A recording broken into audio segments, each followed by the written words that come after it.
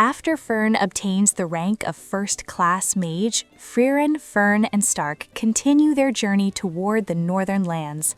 Although they travel calmly, their money begins to run out once again, so they plan to look for work in the next town. Along the way, they decide to camp in the forest. The next morning, Stark goes out to fish for breakfast with little success, while Fern prepares the vegetables she gathered. Unexpectedly, they find Frieren already awake, searching through the bushes. There, she discovers an anti-magic crystal, a rare and costly mineral capable of nullifying any spell within a certain radius. Frieren explains its properties and demonstrates its potential by charging it with magical energy, causing it to emit an intense glow. Fern becomes concerned, considering the crystal too dangerous, and asks Frieren to get rid of it. Shortly afterward, the group resumes their journey. Frieren mentions that the northern plateau is still far away, as they must first cross a vast forest and a volcanic region with hot springs, an idea that excites Fern. During their travels, the ground suddenly collapses and the three fall into a cave. Although they attempt to save themselves using magic, they soon discover that the cave is filled with anti-magic crystals, preventing them from flying. Trapped and unable to use spells, the group's safety rests entirely on Stark. After exploring the cave and finding animal remains, they decide to set up camp. Fern confesses that she feels deeply afraid, unable to sense any magic at all, as if she were surrounded by complete darkness. The tension rises when a poisonous dragon appears. Stark protects Frieren and Fern, while Frieren, surprisingly calm, explains that she fully trusted him from the moment she chose him as the party's vanguard warrior. Stark admits that his instinct has always been to run away, but Frieren replies that if that is the case, then they will run away together. Using a magic-charged anti-magic crystal as a distraction, they manage to escape, evoking memories in Frieren of the former hero Himmel's party, and reinforcing the importance of staying together. Later on, they reunite with Warble and his group, who once again invite Stark to join them. Stark refuses the offer, stating that his place is with Frieren and Fern, as it was thanks to them that he stopped running away and was able to move forward. With his resolve firm, the group continues their journey, forging their own adventure filled with detours, dangers, and growth. To continue funding the group's journey, Frieren accepts various jobs without giving them much thought. In one of the towns they visit, she takes on the task of cleaning the statue of a hero who took part in the defeat of the Demon King, which serves to introduce other legendary figures besides Himmel. Among them stands out the hero of the South, an extraordinary swordsman who, according to legend, defeated 2 of the 7 sages of destruction and fought tirelessly against demons. His fate was always a mystery, as his body was never found after the war ended. While cleaning the statue, Frieren recalls her encounter with this hero.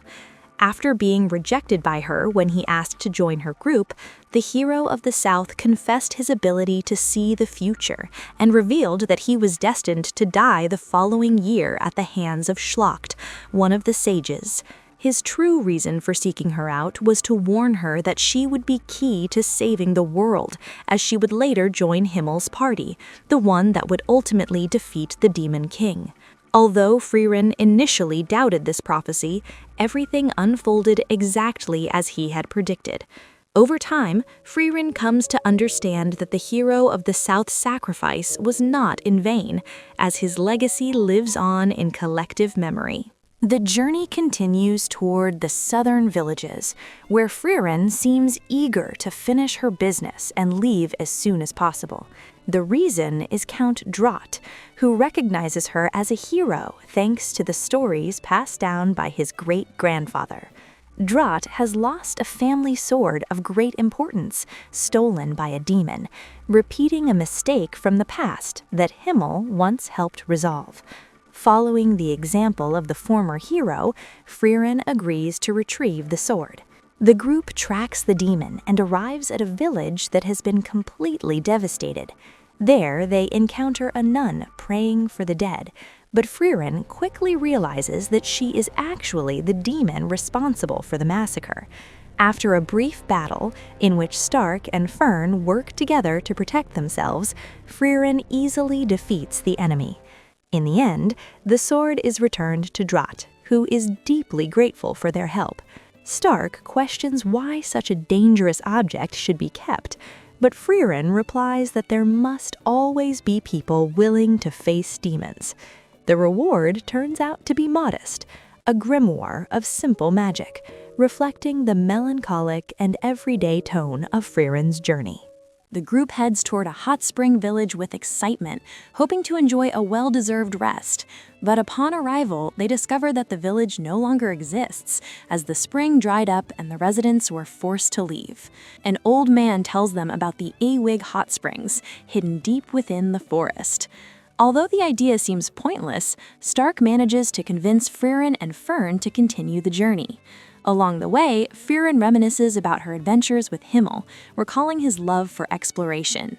The journey becomes dangerous when they encounter a three-headed dragon with an incredible regenerative ability. Following Frieren's plan, Stark distracts the monster while she and Fern cut off its heads, ultimately defeating it after a fierce battle. Later, the group finally reaches the spring, only to find that the water is too shallow to bathe in. Even so, Stark is content, as he can share the moment with his companions. It is revealed that Stark's interest in hot springs comes from a memory of his Naster Eisen, who once visited that very place with Himmel's party. Although the waters were never impressive, the simple act of soaking their feet while admiring the scenery became a cherished memory, one Stark now wishes to hold close to his heart. Eventually, the group arrives at another village with proper hot springs, where Frieren decides to stay for an entire week.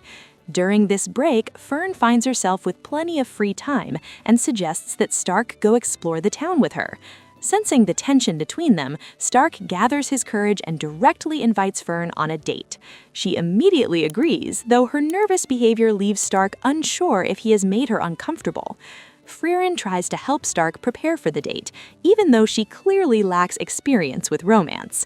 Still, she offers practical advice about Fern's preferences and the importance of calm, quiet places, acting almost like a mother figure. That same night, Fern also turns to Frieren for guidance, but receives no clear answers. Unable to sleep, Fern lies awake, feeling strangely anxious, beginning to realize that her feelings towards Stark may be changing.